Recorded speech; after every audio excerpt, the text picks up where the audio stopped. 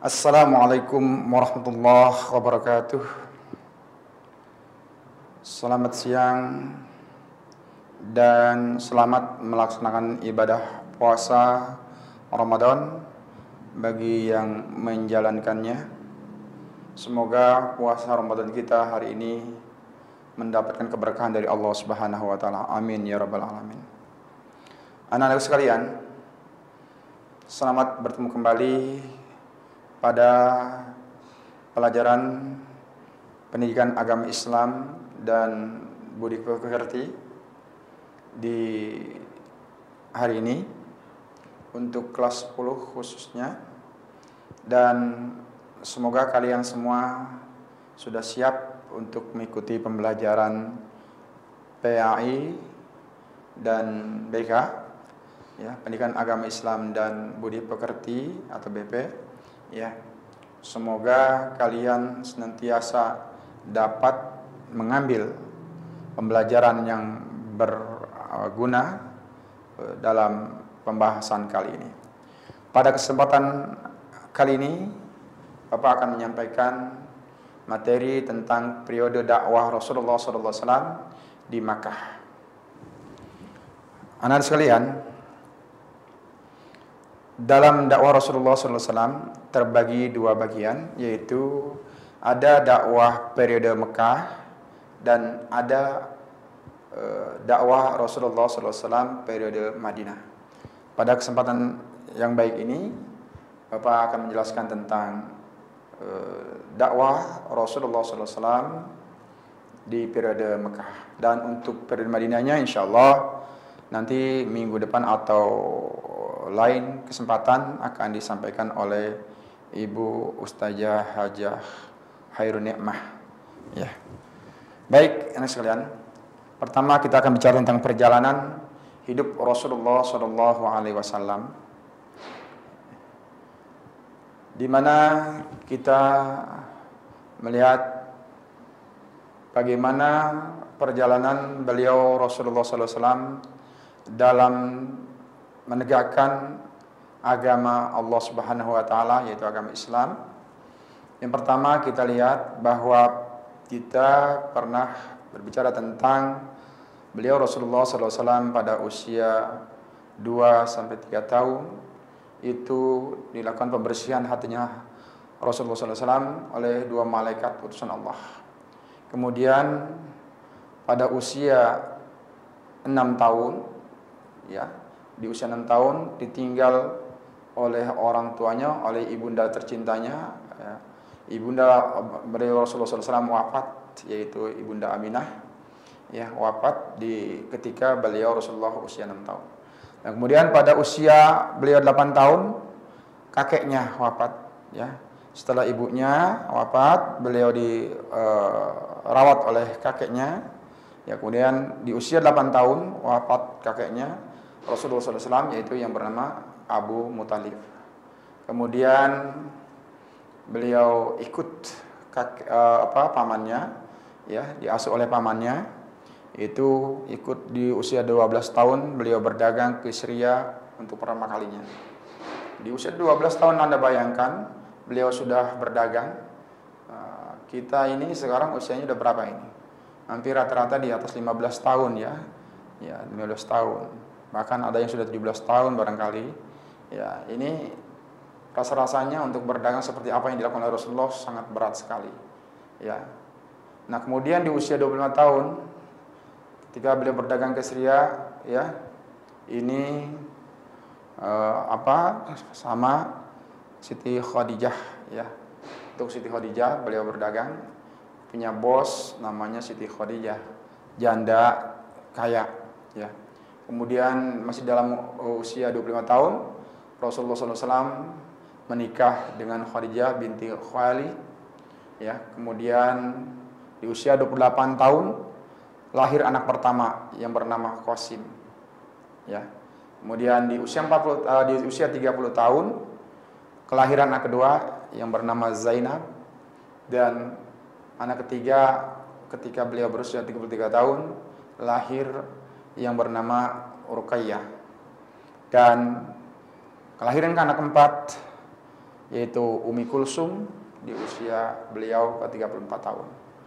Kemudian di usia beliau ke 35 tahun peristiwa Hajar Aswad, peletakan batu Hajar Aswad ya, yang kita kenal sekarang adalah batu hitam yang ada di Ka'bah Baitullah yang sering menjadi dambaan para jamaah haji untuk menciumnya. Nah, kemudian di usia beliau masih 35 tahun kelahiran anak kelima yaitu Fatimah. Nah, untuk kelahiran anak keenam yaitu Abdullah di usia beliau 37 tahun. Dan akhirnya pada usia 40 tahun beliau Rasulullah SAW itu pertama kali mendapatkan wahyu ya, di Gua Hira. Nah, pada usia 40 tahun Rasulullah berdakwah secara sembunyi-sembunyi. Ini setelah mendapatkan wahyu, dapat perintah untuk berdakwah, beliau berdakwah secara sembunyi-sembunyi. Nanti kita jelaskan kenapa beliau berdakwah secara sembunyi-sembunyi ya. Kemudian 43, di usia 43 beliau Rasulullah SAW berdakwah secara terbuka atau terang-terangan. Dan di usia 46 kaum muslimin berhijrah ke Habsi ya, Ethiopia. Kemudian di usia 49 pemboikotan oleh kaum Quraisy di Mekah, dan 49 pada saat beliau berusia 49 tahun wafat istrinya yaitu Siti Khadijah, istri Rasulullah SAW yang dicintai dan sayangi oleh beliau, wafat. Kemudian di usia 49 tahun juga tidak lama kemudian wafat pula paman Rasulullah SAW yaitu Abu Talib. Nah, Rasulullah SAW menikah dengan Saudah binti Jam'ah yaitu pada usia 49 tahun. Ya, setelah itu kemudian beliau menikah kembali. Kemudian di usia 49 masih di 49 Rasulullah menikah dengan Aisyah binti Abu Bakar radhiyallahu anhu. Dan masih di usia 49 Rasulullah SAW berdakwah ke Taif ya, seorang diri. Ya, sampai beliau ditimpukin kepalanya ya sampai berdarah-darah. Itu yang kita sering kita dengar dalam sejarahnya. Kemudian di usia 50 peristiwa Isra Mi'raj Rasulullah SAW. Ya, inilah karena beliau betul-betul dalam kondisi gundah gulana dihibur oleh Allah Subhanahu wa taala melalui peristiwa Isra Mi'raj. Kemudian di usia 50 kaum muslimin berhijrah ke Yastrib atau Madinah. Dan kemudian di usia 52 tahun beliau melakukan perjanjian Aqabah yang pertama. Dan di usia 52 tahun juga di penghujung tahun perjanjian Aqabah kedua. Nah, di usia 52 tahun percobaan pembunuhan Rasulullah SAW oleh kaum kafir Quraisy. Ini kondisi pada saat itu masih berada di Mekah. Di manakah Arab itu? Ya, Arab itu di mana? Ya, kita lihat posisi bangsa Arab. Nah ini, ya, ini di Mecca, ya Saudi Arabia itu dikelilingi oleh kota Riyadh, Yanbu, Medina, Jeddah, Taif dan sebagainya. Anda lihat ya. Ya, oke. Kita lihat kemudian selanjutnya adalah kaum Arab. Ya. Dilihat dari silsilah keturunan dan cikal bakalnya, para sejarawan membagi kaum Arab itu menjadi 3 bagian. Yang pertama ada namanya Arab Baidah. Arab Baidah yaitu kaum Arab terdahulu yang sudah punah dan tidak mungkin sejarahnya bisa dilacak secara rinci dan komplit, seperti kaum Ad, kaum Samud, kaum Tasm, Judais, Imlak dan lain-lainnya. Ya, ini kalau kita lihat di dalam sejarah-sejarah bagaimana hidup Rasulullah SAW, ya ada sebelum beliau sudah ada kaum Ad, kaum Samud dan sebagainya kepada nabi-nabi terdahulu, kaum nabi-nabi terdahulu. Selanjutnya adalah di Arab juga ada namanya Arab Aribah, yaitu kaum Arab yang berasal dari keturunan Yarib bin Yasjub bin Qatan atau disebut pula Arab Qataniyah berasal dari Yaman. Ya. Nah, kemudian yang ketiga adalah Arab dari keturunan Musta'ribah, yaitu kaum Arab yang berasal dari keturunan Ismail yang disebut pula Arab Adnaniyah. Adnaniyah, ya. Ini di kondisi di Arab, ya. Ada 3 suku, ada 3 bagian, ya, yang setelah kita sebutkan tadi. Ada Baidah, ada Aribah, dan ada Musta'ribah. Anak-anak sekalian, bagaimana kondisi Arab saat itu, ya, sebelum kenabian? Menurut ahli sejarah, kondisi bangsa Arab di zaman jahiliyah waktu itu dalam segi keagamaan, mereka menyembah berhala, ya, serta menyembelih hewan-hewan kurban di hadapan patung-patung itu untuk memuliakannya. Mereka pada umumnya tenggelam dalam kemusyrikan dan dalam kehidupan yang berpecah belah serta saling berperang. Setiap sengketa yang timbul di kalangan mereka serahkan penyelesaiannya kepada para pemimpin mereka. Ini kondisi Arab jahiliyah. Kemudian, bagaimana latar belakang masyarakat pada saat itu? Kebiasaan-kebiasaan masyarakat Arab, khususnya Mekah, diantaranya adalah menyembah berhala, ya. Karena menurut mereka, berhala-berhala itu anaknya Tuhan yang bisa memberikan syafaat. Bahkan ada yang terbesar dan terpopuler, namanya Lata, Uzza, dan Manat, ya. Sangat memprihatinkan dan memelihara kedudukan tata nilai yang tinggi dan istimewa. Sangat memerhatikan dan memelihara kedudukan tata nilai yang tinggi dan istimewa. Kemudian yang ketiga, gemar minum-minuman keras, judi, berzina, dan tenggelam dalam kehidupan dunia tanpa memikirkan akhirat. Yang selanjutnya, yang keempat, sering terjadi pertikaian antar suku atau kabilah-kabilah yang ada di Arab pada saat itu. Dan yang kelima, masyarakat Arab memberikan penghargaan kepada orang lain yang didasarkan pada keturunan, kebangsawanan, dan kekayaan, bukan didasarkan pada ilmu ataupun akhlaknya. Ini latar belakang masyarakat Arab pada saat itu. Nah, kondisi sosial, politik, dan moral. Kondisi sosial, kondisi ekonomi, kondisi moral, yaitu kemurahan hati, menepati janji, kebanggaan pada diri sendiri, dan sifat pantang menerima pelecehan dan kezaliman. Tekad yang pantang surut, lemah lembut, tenang dan waspada.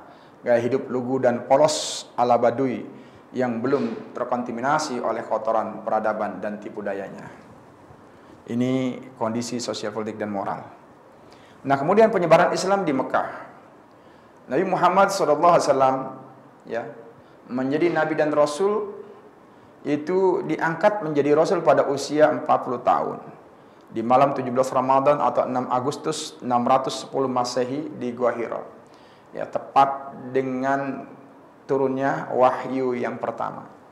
Saat itu malaikat Jibril membawa wahyu dan menyuruh Muhammad SAW untuk membacanya, yaitu surat Al-Alaq ayat 1 sampai dengan 5, ya. Surat Al-Alaq 1 sampai 5. Inilah wahyu pertama yang diturunkan Allah Subhanahu wa taala kepada Nabi Muhammad SAW, yang juga merupakan penobatan beliau sebagai nabi dan rasul bagi seluruh umat manusia, dan sudah menjadi tugasnya untuk berdakwah. Ini di usia beliau 40 tahun. Tadi kita sudah lihat di depan. Anak sekalian, selanjutnya Nabi Muhammad SAW menceritakan kejadian itu kepada istrinya ketika beliau berkhalat di Gua Hira, ya.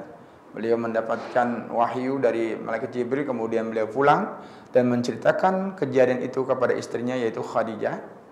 Dialah orang pertama yang masuk Islam. Pengangkatan Nabi Muhammad SAW sebagai Rasul bahkan dibenarkan oleh seorang pendeta Nasrani namanya Warakah bin Naufal. 2 tahun kemudian Rasulullah SAW menerima wahyu yang kedua, yaitu surat Al-Mudaththir ayat 1 sampai 7. Dengan turunnya wahyu tersebut, maka jelaslah bahwa misi dakwah Rasulullah SAW yaitu mengajak manusia untuk menyembah Allah Subhanahu wa taala dengan secara terang-terangan. Nah, untuk itu kita bicara bagaimana strategi dakwah Rasulullah SAW di periode ini atau di periode Mekah ini. Anak-anak sekalian, Rasulullah SAW memiliki 2 karakter dalam dakwahnya yang disesuaikan dengan situasi dan kondisi, yaitu secara sembunyi-sembunyi dan secara terang-terangan, ya.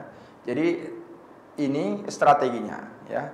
Strategi dakwah yang digunakan oleh Rasulullah SAW, yaitu ada dua kondisi atau dua situasi. Secara yang pertama adalah secara sembunyi-sembunyi, dan yang kedua adalah secara terang-terangan.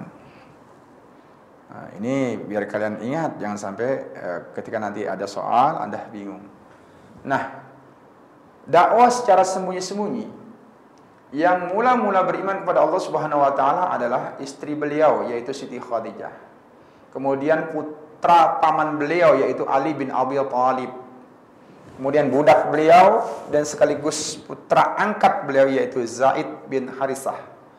Kemudian dari sahabat beliau adalah Abu Bakar As-Siddiq, yang kemudian disusul oleh sahabat-sahabat yang lain, yaitu Utsman bin Affan, Jubair bin Awam, Sa'ad bin Abi Waqqas, Abdurrahman bin Auf, Talha bin Ubaidillah, Abi Ubaidillah bin Zarah, Fatimah binti Khattab, Sa'id bin Zahid Al-Adawi. Nah, karena mereka dalam mengimani tentang Allah Subhanahu wa taala adalah pertama kali, maka orang-orang tersebut atau kelompok ini disebut dengan as-sabiqunal awwalun, ya. Mereka mendapat pelajaran tentang agama Islam adalah dari Rasulullah SAW sendiri, yang dilakukan di rumah sahabat Arkam bin Abil Arkam, ya. Ini adalah kelompok yang disebut dengan as-sabiqunal awwalun, orang yang pertama-tama masuk Islam atau meyakini dan percaya bahwa Rasulullah Muhammad SAW adalah sebagai Nabi dan Rasul Allah Subhanahu wa taala. Nah, kemudian yang kedua, itu strategi yang kedua, dakwah secara terang-terangan. Firman Allah Subhanahu wa taala Quran surat Al-Hijr ayat 94 yang intinya memerintahkan kepada Nabi untuk menyiarkan Islam secara terang-terangan. Maka mulailah beliau mengajak secara terang-terangan kepada penduduk Makkah agar menyembah Allah Subhanahu wa taala. Dengan cara dakwah ini, mulailah Nabi dan agama Islam yang beliau sampaikan menjadi perhatian dan bahan pembicaraan masyarakat kota Mekah pada saat itu. Pada awalnya mereka menganggap bahwa dakwah beliau ini sebuah gerakan yang tidak mempunyai dasar dan tujuan. Kemudian mereka juga menganggap bahwa dakwah beliau Rasulullah SAW ini merupakan gerakan yang tidak bertahan lama. Kemudian juga mereka menganggap gerakan yang tidak perlu diacuhkan. Kemudian yang keempat adalah bahwa mereka juga beranggapan bahwa gerakan yang dianggap sudah tidak waras lagi.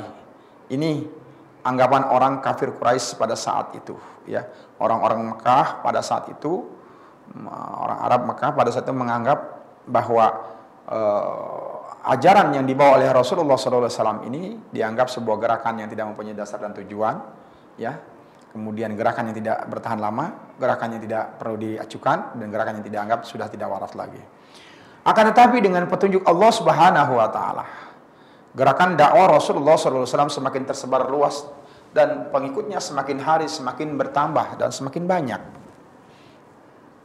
Nah, setelah 3 tahun Rasulullah SAW berdakwah secara da'watul afrad, sembunyi-sembunyi, maka turunlah Quran surah Al-Hijr ayat 94 yang memerintahkan Rasulullah SAW untuk berdakwah secara terang-terangan, secara umum di tempat terbuka. Nah, jadi berapa lama dakwah secara sembunyi-sembunyi? Selama 3 tahun, lebih kurang, ya. Itu secara sembunyi-sembunyi 3 tahun. Nah, kemudian beliau diperintahkan oleh Allah Subhanahu wa taala untuk menyampaikan ajaran Islam ini secara terang-terangan. Awalnya mereka menganggap dakwah Rasulullah sebagai gerakan yang tidak punya dasar dan tujuan tadi, ya. Dan tidak bertahan lama dan sebagainya tadi, ada 4 hal.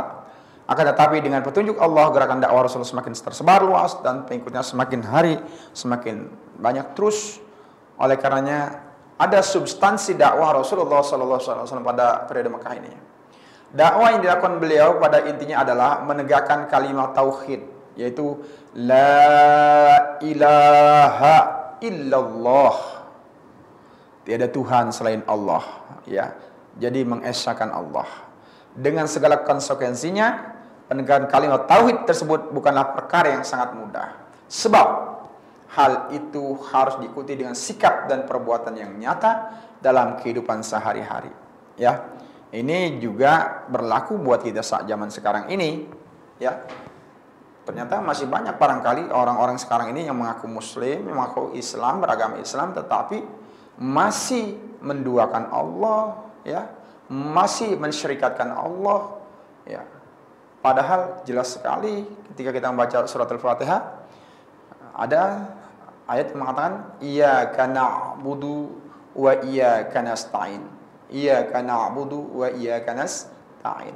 Hanya kepadamu lah ya Allah aku menyembah, dan hanya kepadamu lah ya Allah aku mohon pertolongan. Nah, tapi banyak sekali kita ketika dalam kesulitan kita mencari orang pintar, mencari dukun dan sebagainya untuk dapat menyelesaikan masalah yang kita hadapi. Padahal jelas sekali secara ketauhidan kita kembali kepada la ilaha illallah.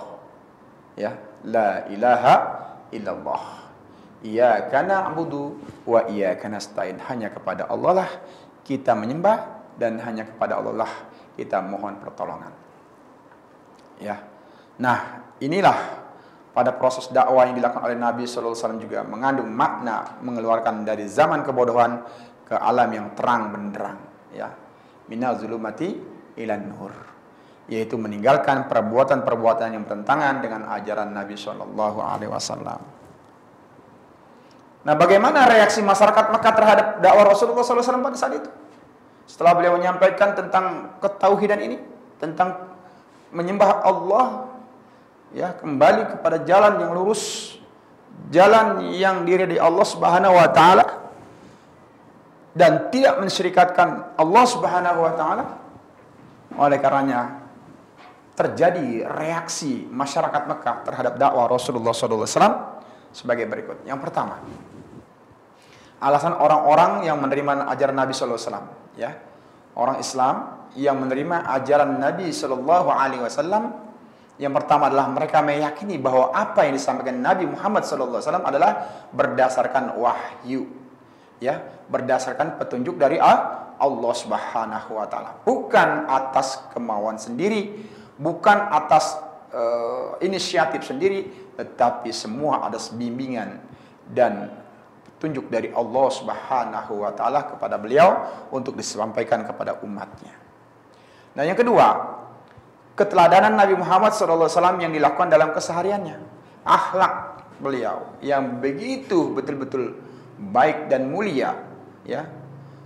Maka ada sebuah hadis yang mengatakan innama buistu liutamima makarimal akhlak, ya, sungguhnya aku diutus untuk memperbaiki akhlak.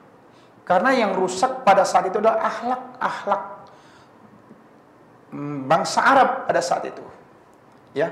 Pada zaman jahiliyah, mereka membuat patung, mereka membuat arca dan sebagainya, kemudian mereka sembah sendiri. Berarti kan secara logika ini aneh, ya kan? Dia yang menciptakan, dia yang membuat, kemudian dia minta pertolongan kepada patung-patung itu, ya. Dia sembah patung-patung itu, padahal dia sendiri yang membuatnya. Nah, oleh karenanya tidak mudah untuk merubah, ya, moral kebiasaan yang dilakukan kaum Arab pada saat itu. Begitu luar biasa perjuangan Rasulullah SAW didampingi oleh para sahabat-sahabatnya, ya. Yang ketiga, alasan orang Islam yang menerima ajaran Nabi SAW adalah karena ajaran yang dibawa beliau bersifat rasional, masuk akal, ya, tidak halu, ya, tidak irasional, tetapi justru bersifat rasional, masuk akal. Nah, oleh karena itu, inilah yang kita katakan ajaran Islam betul-betul al-Islamu ya'lu wa la yu'la alaihi. Ya. Kemudian yang keempat, alasan yang keempat adalah dalam melakukan syiarnya beliau tidak melakukan kekerasan. Tidak pernah beliau melakukan kekerasan, beliau melakukan dengan lemah lembut, dengan akhlak yang begitu baik, ya. Nah, ini sering terjadi kepada kita, dan tidak pernah mengecilkan orang lain, tidak pernah menghina orang lain, Ya. Bahkan kalau kita lihat di sejarahnya, beliau Rasulullah SAW sampai diancam oleh keluarganya sendiri, oleh pamannya sendiri, akan dibunuh, ya, dijebak dan sebagainya. Bahkan pemuda-pemuda kafir Quraisy pada saat itu berencana untuk membunuh beliau Rasulullah SAW dengan upaya yang sangat besar. Bahkan kita juga sering mendengar bagaimana perjuangan beliau Rasulullah SAW ketika di Taif.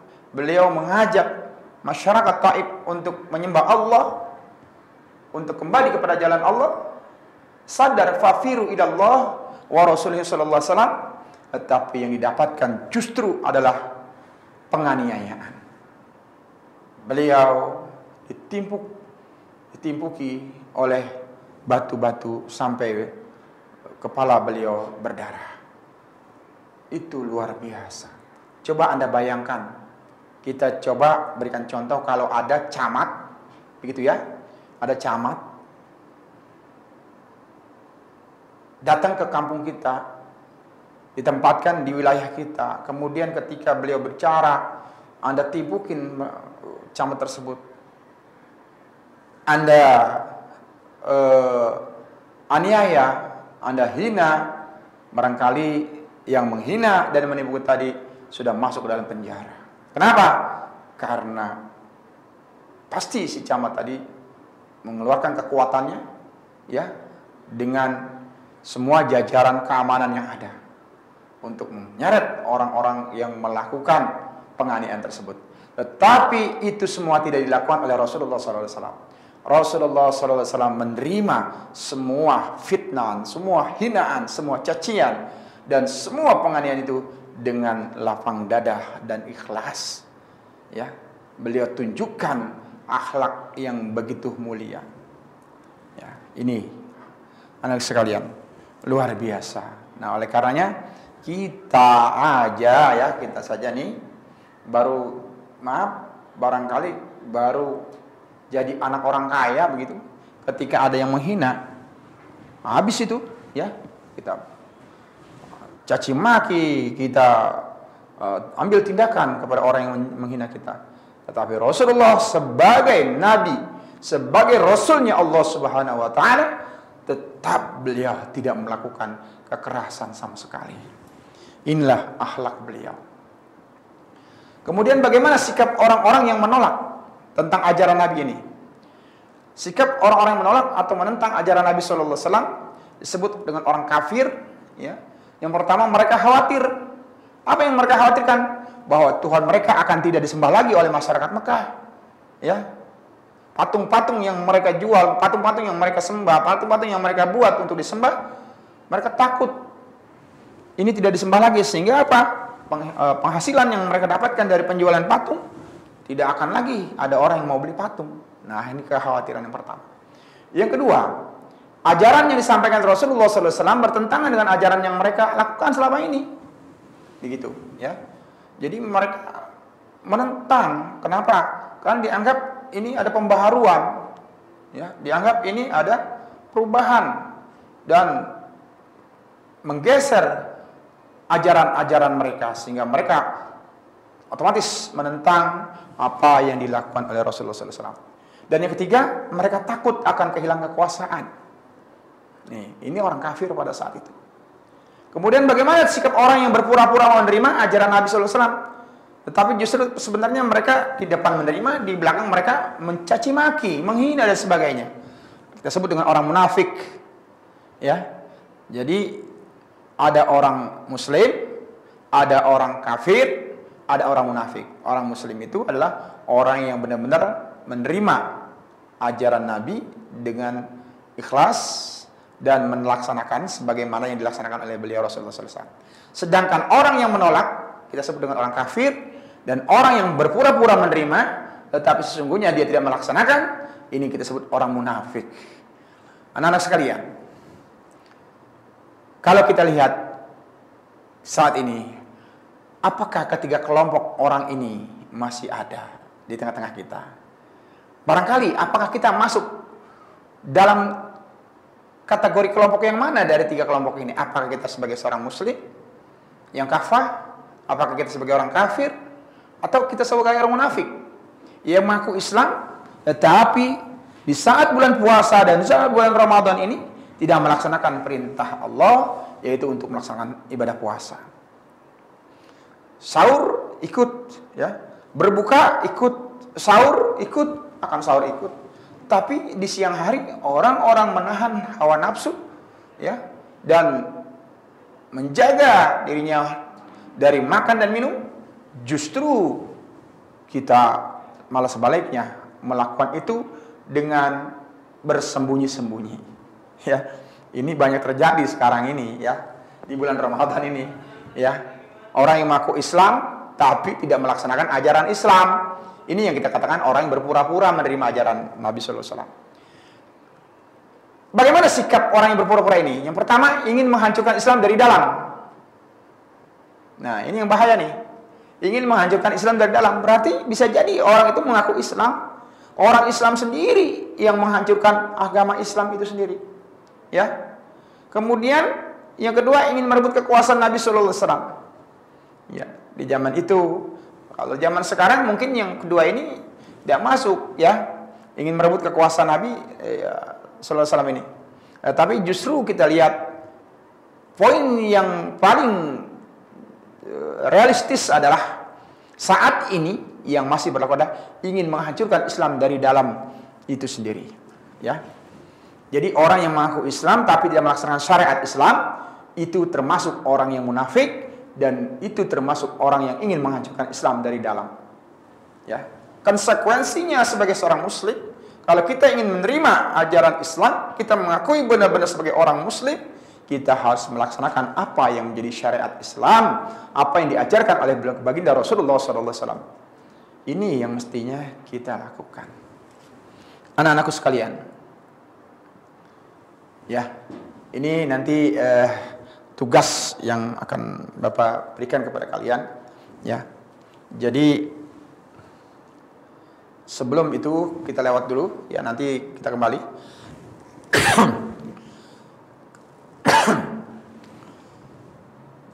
Keteladanan dakwah Rasulullah SAW. Cara dakwah Rasulullah SAW yang harus diteladani oleh umat Islam antara lain adalah: yang pertama, Nabi Muhammad SAW berdakwah dengan keteladanan. Sebelum beliau menyampaikan sesuatu, maka beliau terlebih dahulu melaksanakannya. Ini yang coba kita ulangi. Cara dakwah beliau Rasulullah SAW yang pertama adalah, ya, dengan cara keteladanan. Bagaimana yang dimaksud dengan keteladanan?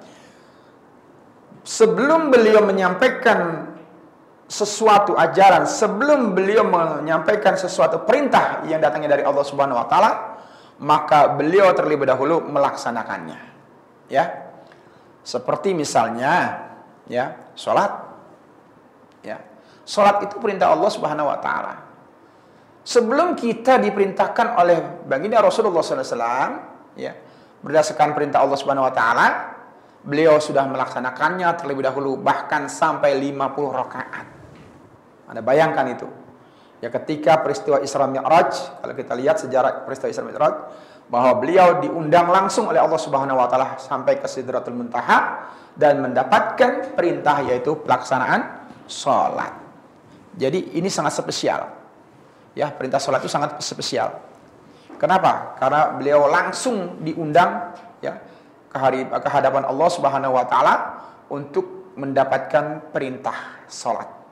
Dan beliau lakukan itu sampai dengan 50 rakaat dan akhirnya, ya, sampai menjadi 5 rakaat untuk kita. Bahkan kita umatnya, jangankan 50 rakaat, 5 rakaat saja banyak, 5 waktu saja banyak yang terlewatkan, ya, terlewatkan. Subuh kesiangan, ya, zuhur kerepotan, ya, ini. Kemudian asar juga sama, ya, kesorean bahkan kelewatan ini, ya. Dan maghrib kecapean. Kemudian maghrib kecapean, isya ketiduran, subuh ya kesiangan. Ya. Nah ini, subuh kesiangan, Johor kerepotan, asar di perjalanan, maghrib kecapean, isya ketiduran. Nah, ini 5 waktu, ya 5 waktu. Berapa rakaat itu 5 waktu? Ya, coba. Berapa rakaat? Nah, coba kita lihat. Zuhur 4 rakaat, asar 4 rakaat, 8 rakaat. Kemudian maghrib 3 rakaat, 11 rakaat. Kemudian isya 4 rakaat, ya 15 rakaat. Kemudian subuh 2 rakaat, 17 rakaat. Coba Anda bayangkan ketika beliau pertama kali mendapatkan perintah dari Allah Subhanahu wa taala 50 rakaat, andai kata itu ya menjadi sebuah keputusan saat itu, Anda bayangkan ya, Anda tidak akan pernah bekerja barangkali, ya, tidak akan sempat makan barangkali, ya, 1 hari penuh, 1 hari 1 malam penuh, Anda berada di tempat sholat, ya, ini luar biasa adilnya Allah Subhanahu wa taala dalam memberikan perintah agar dapat dilaksanakan. Inilah yang dibawa baginda Rasulullah sallallahu alaihi wasallam. Nah, oleh karenanya anak sekalian, beliau Rasulullah sallallahu alaihi wasallam dalam berdakwah, dalam menyampaikan sesuatu, sebelum beliau lakukan, beliau tidak pernah menyampaikan itu, tetapi beliau terlebih dahulu mengerjakannya dulu, baru disampaikan kepada umat pada saat itu. Nah, jadi di samping dakwah dengan lisan, beliau juga melakukan dakwah dengan perbuatan, sikap dan keteladanan dalam kehidupan sehari-hari. Yang kedua, cara dakwah Rasulullah SAW yang kedua adalah disampaikan dengan penuh kehati-hatian, dengan penuh kesabaran, dan menggunakan bahasa yang halus dan lemah lembut, serta dengan bahasa yang mudah dipahami. Ya, ini beliau Rasulullah SAW. Ya. Tidak dengan perintah, dengan emosional, tidak dengan marah-marah, ya, tidak dengan ancaman dan sebagainya, tetapi beliau menyampaikan dakwahnya ini dengan penuh kehati-hatian, kesabaran, dan menggunakan bahasa yang halus dan lemah lembut, serta dengan bahasa yang mudah dipahami. Paham ya? Oke, yang ketiga, Rasulullah SAW memposisikan para pengikutnya sebagai sahabat. Posisi pengikut pada saat itu, ya, posisinya sebagai sahabat. Hal ini tercermin dalam sebutan para pengikutnya, yakni dengan sebutan sahabat. Ya. Cara seperti ini menimbulkan rasa simpati yang luar biasa, karena di dalam Islam nyata-nyata diterapkan kesetaraan, ya, tidak ada batasan. Tidak ada beliau merasa seakan-akan saya ini seorang pemimpin, saya ini seorang pemimpin besar. Tidak demikian. Justru beliau hampir-hampir beliau itu tidak merasa beliau itu menjadi manusia yang besar, manusia yang dimuliakan Allah Subhanahu wa taala. Justru beliau merasa sama kedudukannya dengan sahabat-sahabatnya. Ini luar biasa. Ya. Nah, kemudian yang keempat adalah Rasulullah Shallallahu alaihi wasallam selalu bersama para sahabat-sahabatnya, baik dalam keadaan suka maupun duka. Dengan demikian terjalin persatuan dan kesatuan dan solidaritas umat Islam yang sangat kuat. Dalam berdakwah, Rasulullah SAW tidak pernah memaksakan kehendaknya.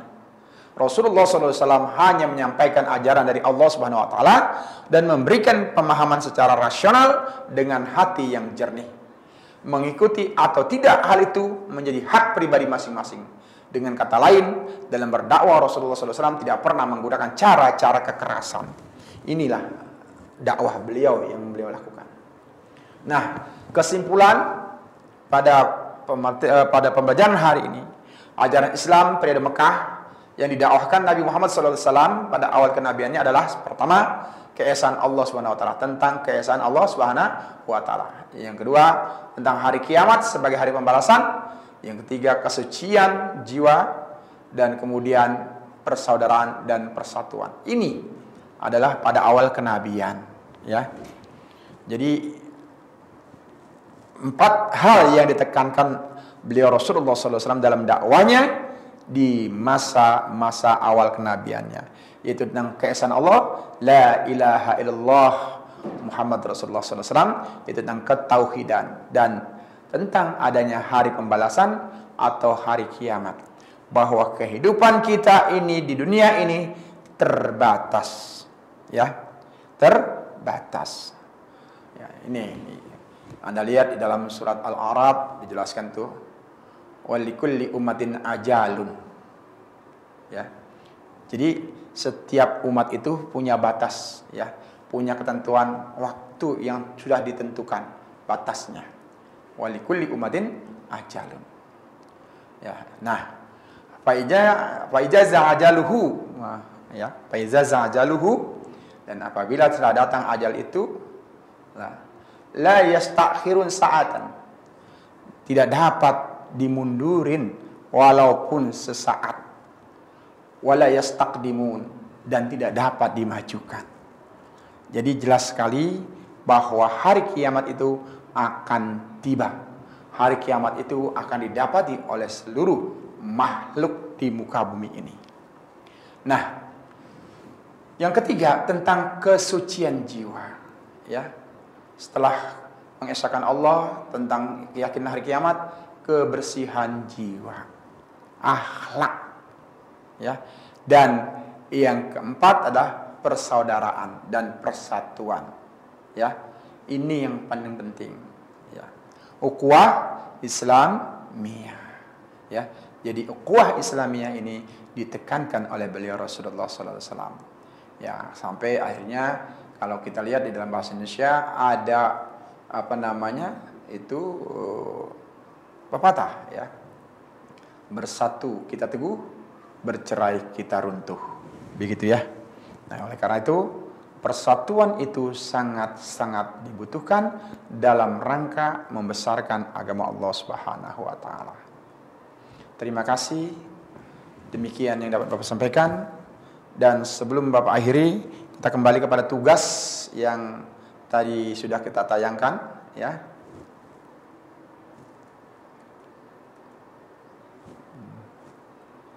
Insyaallah.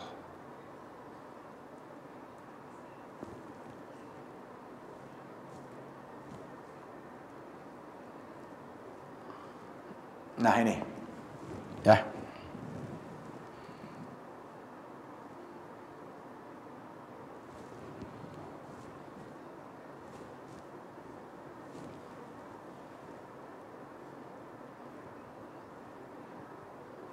Ya. Nah, ini tugas Anda, ya, setelah mengikuti pembelajaran. Jadi tolong dijawab pertanyaan-pertanyaan di bawah ini, ya.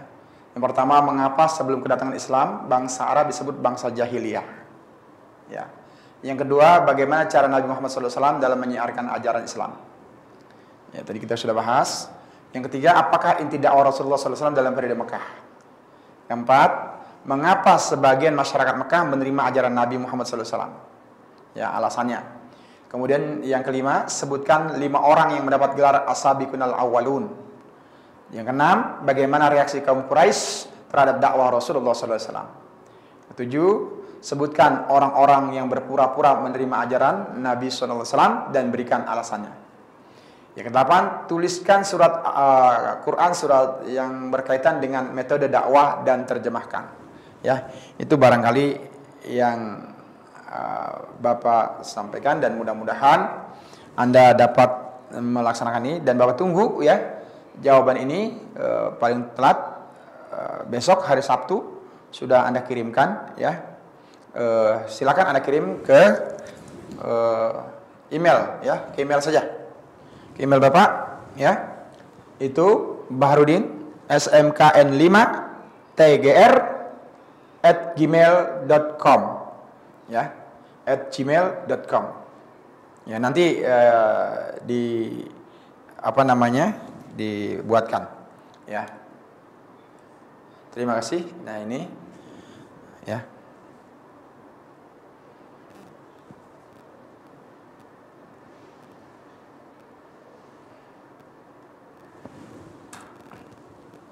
Bapak tulis di sini.